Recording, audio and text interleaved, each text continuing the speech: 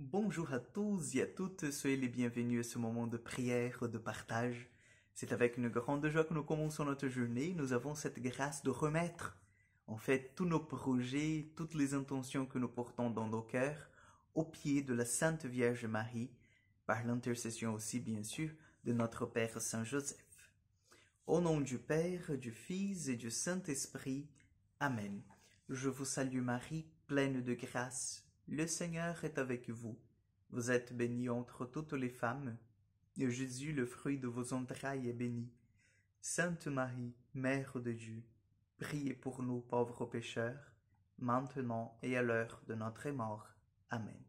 Notre-Dame du Mont Carmel, priez pour nous.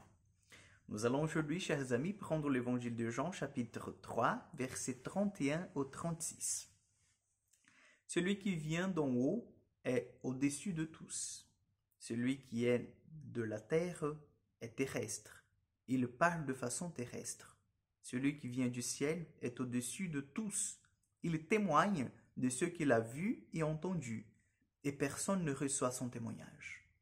Mais celui qui reçoit son témoignage certifie par là que Dieu est vrai. En effet, celui qui Dieu a envoyé dit les paroles de Dieu, car Dieu lui donne l'Esprit sans mesure. Le Père aime le Fils, il a tout remis dans sa main. Celui qui croit au Fils a la vie éternelle, et celui qui refuse de croire le Fils ne verra pas la vie, mais la colère de Dieu demeure sur lui.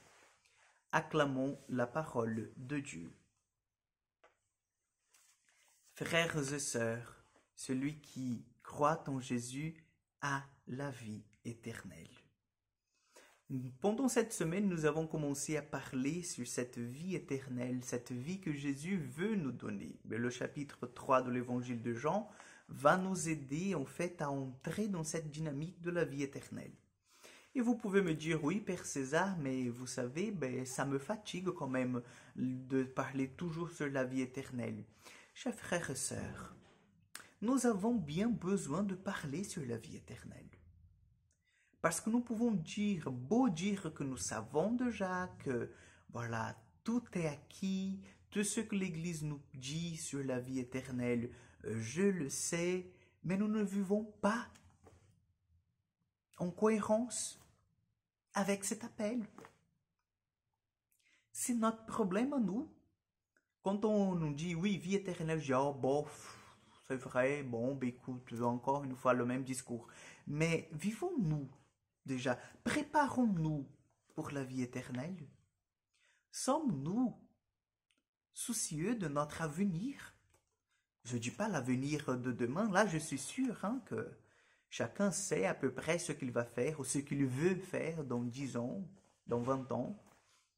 Chacun a ses projets, n'est-ce pas? Je suis sûr que vous avez déjà réservé les billets d'avion pour les prochaines vacances, peut-être. Ou vous savez que vous allez rester à la maison, mais vous savez à peu près ce que vous allez faire. Il y a ceux qui vont faire des travaux à la maison, il y a ceux qui feront ceci, cela.